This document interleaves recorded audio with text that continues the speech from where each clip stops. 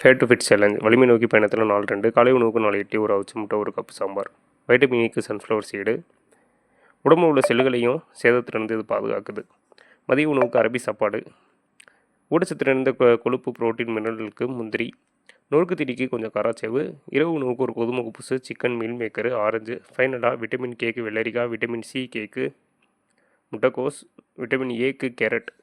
Today 3000 step walking complete பண்ணியிருக்கேன். இந்த நாள் முழுவதும் 2278 கலோரி சாப்பிட்ருக்கேன். அதில் என்னென்ன நியூட்ரிஷன் இருக்குன்னு பார்த்துடலாம்.